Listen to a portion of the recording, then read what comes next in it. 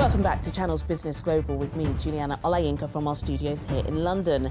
The global coronavirus pandemic has put the trillion-dollar consumer culture on hold. Celebrities have become humans, sports stadiums are vacant, and the luxury lifestyles of the rich and famous are unlikely to resemble the past. How do we emerge from consumer rehab? Let's ask lawyer and celebrated author Dele Ogun. Dele Ogun, thank you so much for joining us on the show. Pretty broad question, but I know you're the man that can answer it. Does COVID-19 mark the end of consumer culture?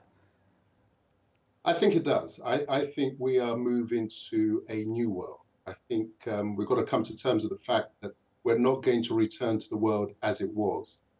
When we come out of this, whenever that may be, we're not going to be returning to the carefree life of travel as you like, go where you like, when you like, etc. We're going to be much more, our generation certainly, are going to be much more socially conscious.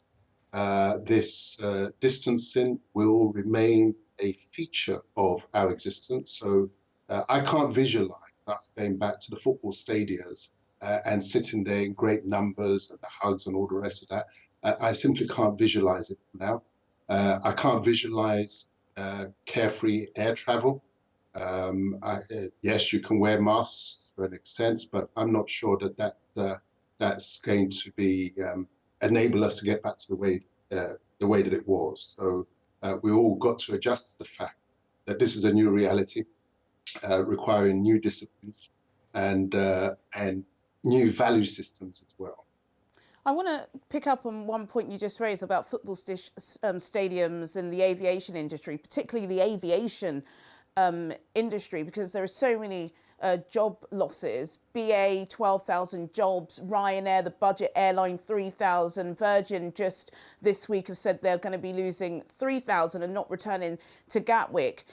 When you say the new normal is going to exclude some of those things, do you think perhaps travelling like it was before will only be for the elite and for those who can afford it? Going to stadiums, going to restaurants now is just going to be more expensive.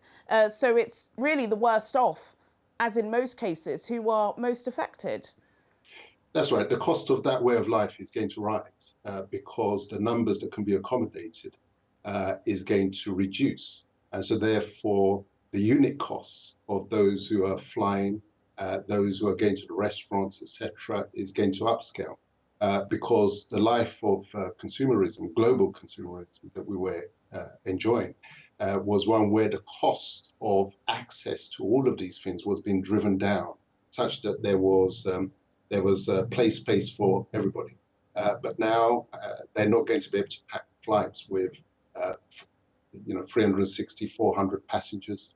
It's going to be much more like first class travel, where everybody has their cubicles. That's the way I see the future. Wow. I want to ask you about our culture, in particular the Nigerian culture, because we know very well that we love to celebrate. We love to gather, not just in Nigeria. Here where we are in Britain, there are naming ceremonies, there are birthday parties, there are traditional weddings, a white wedding, people gathering en masse in church.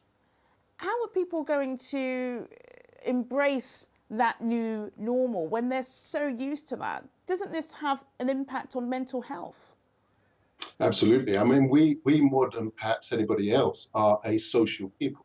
And so when a social people are required to social distance, that does cause psychological challenges. Yes, our way of life was very much outdoors, much more than the Europeans and the rest of the world. We were out there in the weddings, out there in the parties, out there in the nightclubs, partly because the inside life, especially back home in Nigeria, where the houses are smaller, certainly at the lower income levels, and even those with the bigger houses. There wasn't actually that much going on within those houses, however large they were. It was all about getting out and getting on. And so it does present a huge challenge for the new way of living and the new generation which I can't see immediately an easy solution to. Everybody's got to adjust to these new realities.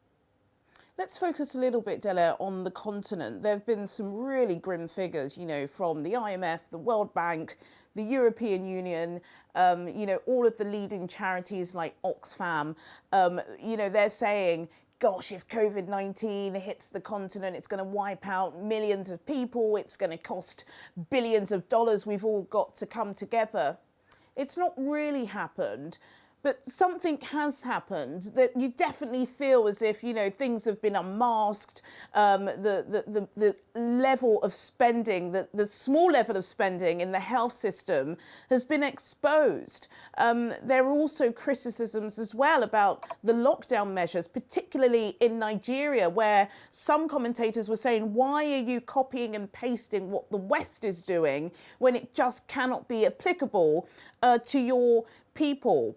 How do you think COVID-19, away from deaths, has affected Africa and Nigeria in particular? Well, I would say that we shouldn't get too comfortable yet. It has not fully passed through, is my reckoning, as far as our society is concerned on the ground.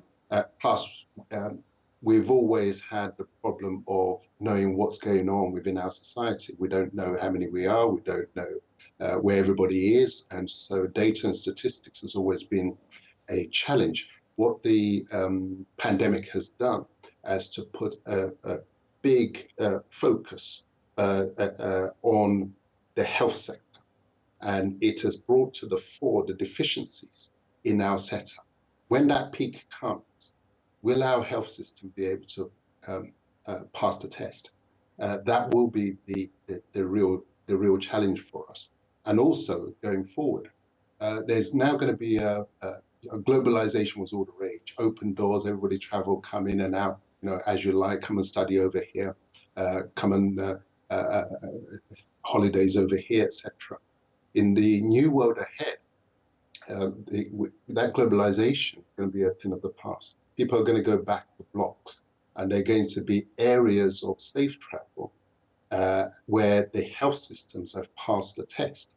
Whereas in countries like Nigeria, where clearly the health system, even before the test came, it had failed.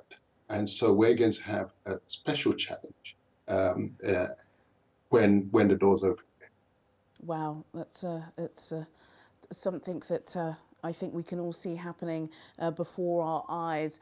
You've hosted, or you've been a part of some of these Zoom meetings. I know there are other virtual apps available, but Zoom obviously being the one that's dominating at the moment. Do you think there are any benefits of this? I know we're all desperate to get back out to some sort of normalization, but do you think there are benefits from this virtual world that we're all living in at the moment?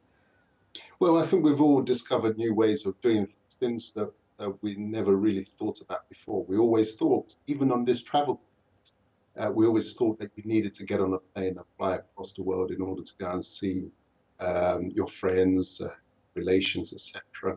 But the Zoom technology has demonstrated that perhaps we were overdoing it. And that will help us to adjust to the new reality. That itself will affect the extent to which we go back to the old normal. Because now this phase has given us a chance to reappraise what we hold dear, what is important, what is necessary, as distinct from the things that are not necessary. And so the positive out of all this sort of Zoom conferencing, etc., is that we have had a chance to, those who thought they couldn't work from home before, now that's the new reality.